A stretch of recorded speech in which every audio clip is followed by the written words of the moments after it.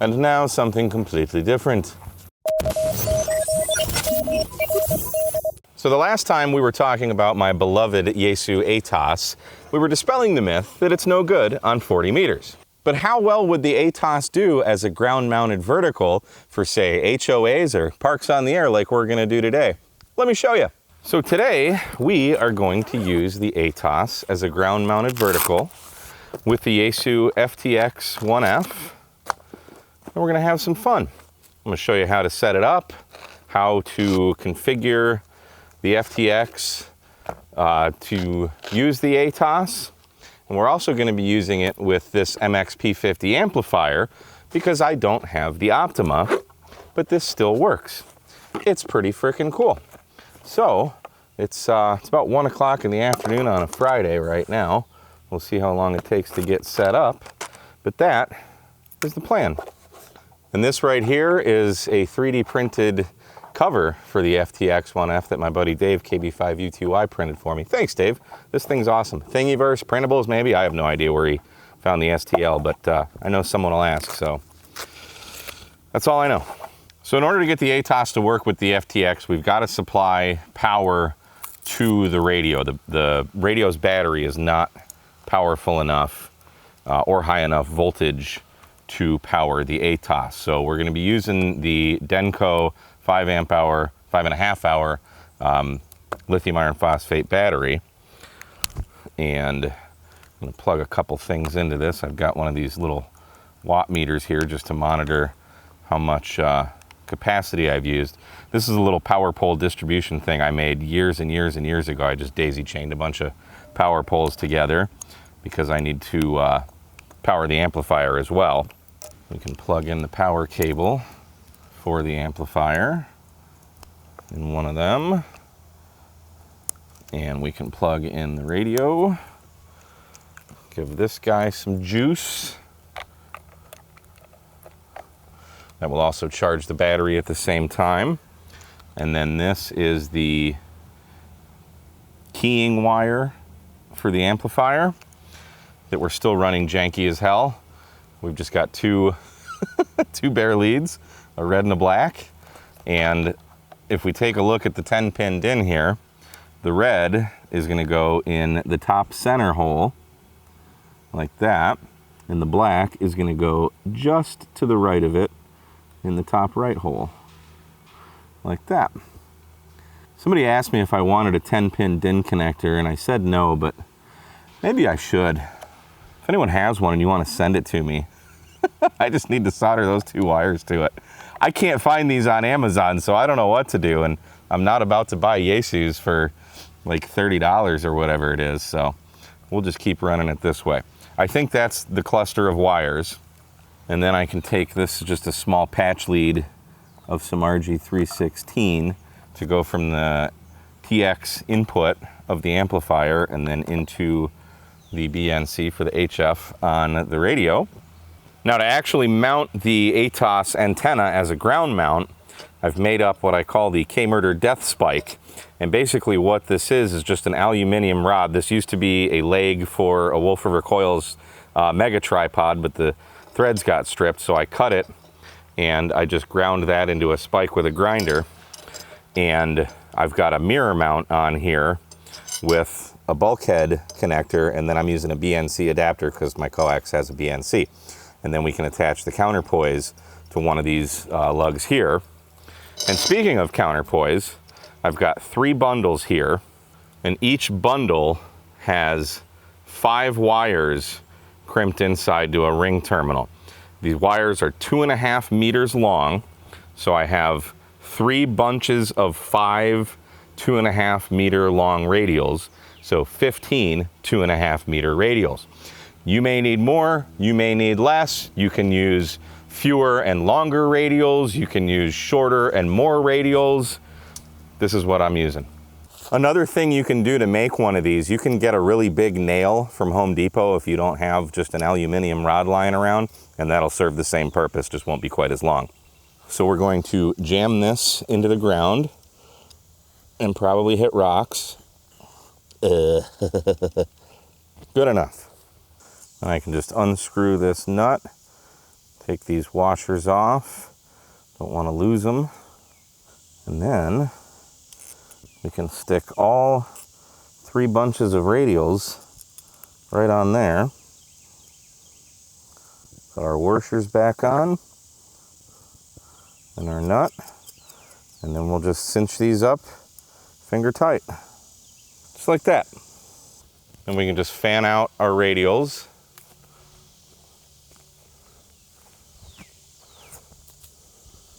So now you can see we have a nice ground plane.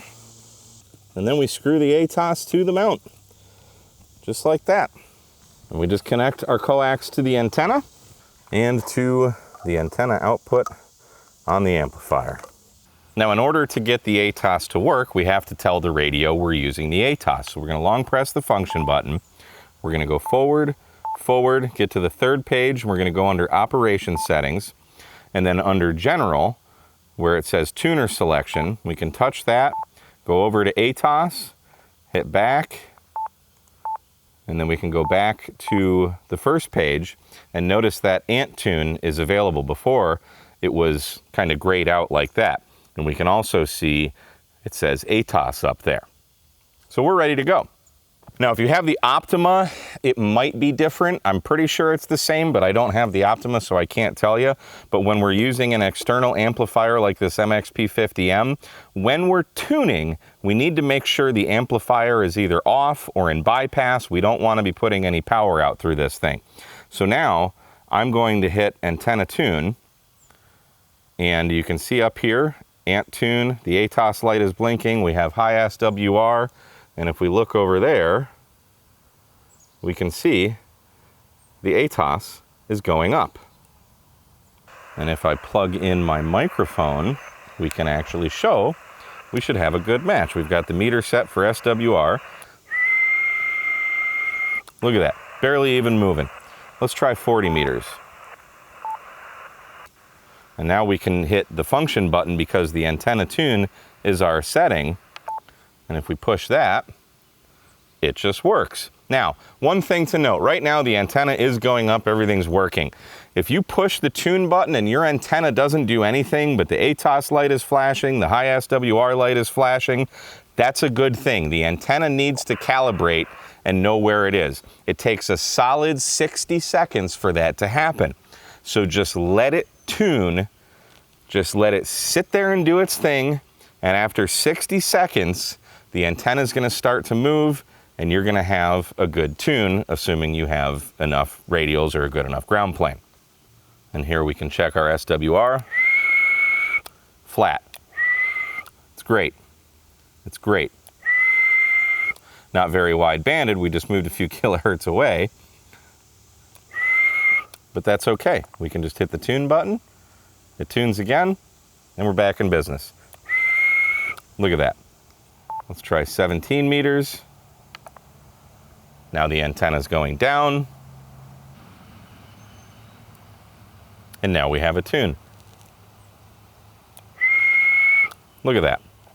There's 15 meters. Tunes that right up. Done. And so on and so forth.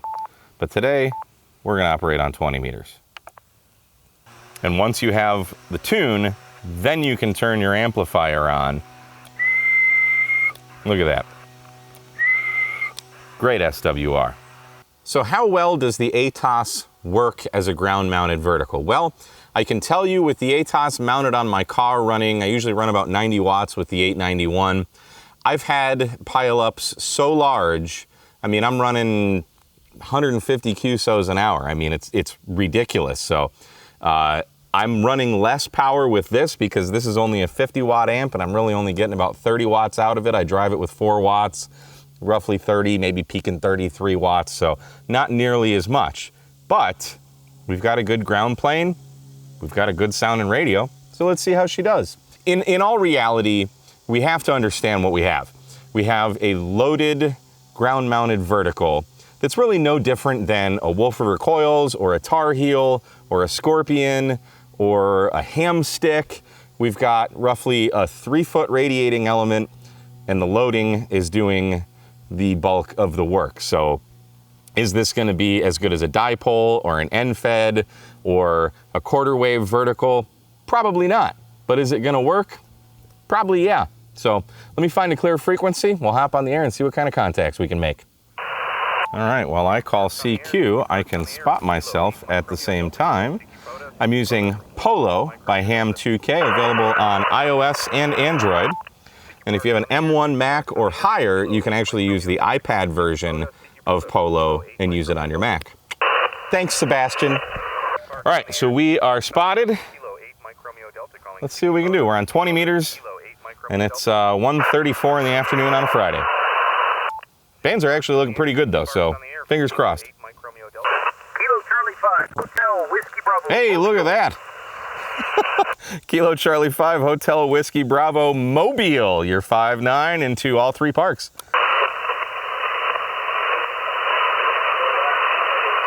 Until he wasn't. KC5HWB, did we lose you in that Mobile? Well, we heard him. That almost counts. I don't know, man. I don't know what the deal is. See, he's got a big tar heel on his car. And he's probably doing 200 watts because he's got that Kenwood, what's it called? You got to ham harder, buddy. Whiskey 0, Mike Echo Sierra, park to park. Whiskey 0, Mike Echo Sierra, got you 5x5 in all 3 parks. Yes, I'll get you 5-5 into my park, US 2281, 2281. Alpha Bravo 3, Uniform Tango Lima. Got a couple in there. Who's the Alpha Bravo 8? Alpha Bravo 3, Charlie, AB3C. Alpha Bravo 3 Charlie, you're 5x6 in Texas. 5x6 over here in North Carolina. Whiskey 7, Charlie, Echo Juliet, park to park.